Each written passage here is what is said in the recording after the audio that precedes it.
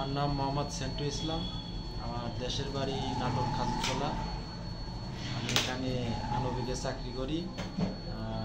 সাইকেলের মোড়ে বাসা ভাড়া থাকি। আমি আসছি আমার কোমরের ব্যথার কারণে। আমি কাজকাম উপরে কাজ করতে পারি না, ভারী কাজকাম করা যায় না, বসে থেকে উঠলে পারে মাজা খাড়া করতে পারি না।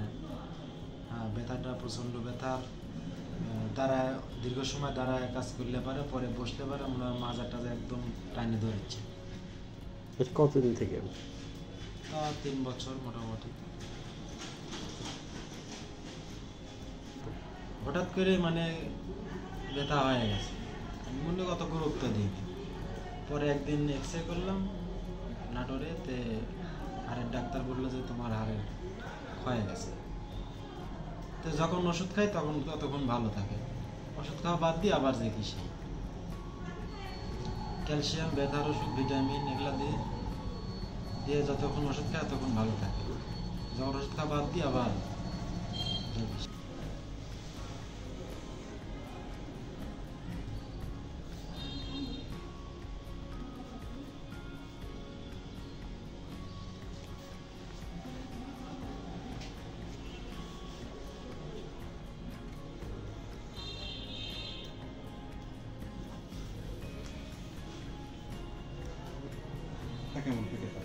ব্যথা তখন মাজা টাজা মনে একদম কষে ধরে, পরে একটু নড়াচড়া করার পরে তখন একটু রিল্যাক্স হয়।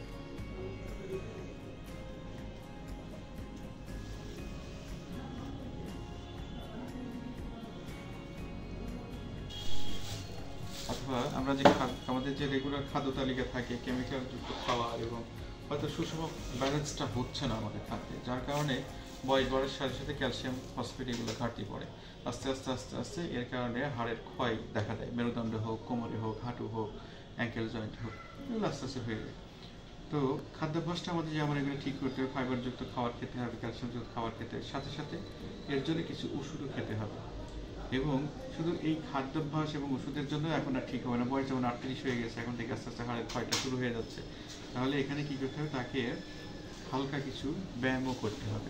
ব্যায়ামগুলো করলে পরে যেমন, তাহলে আমার প্রথম কি থাকলো, আমার ডিসিপ্লিন ঠিক থাকলো, আমার ডায়েট ঠিক থাকলো, আমার ড্রাগ হচ্ছে, তাহলে 3টা ডি কিন্তু কমপ্লিট করে ফেললাম আমি: ডিসিপ্লিন, ডায়েট, ড্রাগ, তাই তো? তাহলে দেখবেন যে আস্তে আস্তে পেশেন্টটা সুস্থতার দিকে যাবে। অথচ এই পেশেন্টটি যদি শুধুমাত্র ক্যালসিয়াম এবং পেইন কিলার, অ্যাসিডিক ওষুধ খায়, তখন দেখা যাবে যে কদিন একটু আরাম থাকবে, তারপরে আবার যাতাই হয়ে যাবে। কিন্তু সে যদি সুষময় ব্যালেন্সটা খেতে পারে, ফাইবারযুক্ত খাবার খেতে পারে রেগুলার, এবং সেটা স্বাস্থ্যকর, অতিরিক্ত তেলের না বা ফ্রাই করে না, তাহলে দেখা যাবে আস্তে আস্তে ঠিক হয়ে যায়। রেগুলার যে এক্সারসাইজ মাত্র হালকা 2টা এক্সারসাইজ দেখালাম, এই 2টা এক্সারসাইজ রেগুলার করে, তাহলে দেখেন ফিটনেসটা ঠিক। শুধু ওষুধের ক্ষমতা নাই এই ডিজিজটাকে ঠিক করে, ডিজিজগুলোকে, শুধু এই ডিজিজটা, যে কোনো ডিজিজকে ঠিক করা। তার সাথে আমাকে যেমন পথ্য মেনটেন করতে হবে, অর্থাৎ আমাকে ডায়েট চার্টটা মেনে চলতে হবে, আমাকে ডিসিপ্লিনের মধ্যেও আসতে হবে, তবে গেছে সুস্থ হবে। শুধু মেডিসিন সুস্থতা আসে না। আমরা ছোটবেলা থেকে পড়ে আসছি যে ওষুধ খেলে অসুখ সারে।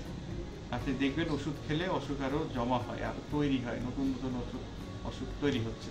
যেমন ঈশ্বরদীতে আজ থেকে 20 বছর আগে হয়তো বা 5টা-6টা ওষুধের দোকান ছিল, এখন তো 50টারও বেশি। তারপরে যাই দেখবেন রেলগেটে যায় দেখেন ওষুধের দোকানগুলোতে মানুষের ঠাসা। মানুষের এখন ইনকামের 1/3 ট্রিটমেন্টের খাতে ব্যয় হয়, শুধুমাত্র অপখাদ্য, অপচিকিৎসার কারণে। শুধু এখানে ডাক্তারদের ভুল না, রোগীদেরও ভুল। রোগীরা তাদের জীবনশৈলী খারাপ, স্বাভাবিক জীবনযাত্রা মানে না, অনিয়ন্ত্রিত জীবনযাত্রা করে, অনিয়ন্ত্রিত খাদ্যাভ্যাস করে, অসুস্থ হচ্ছে।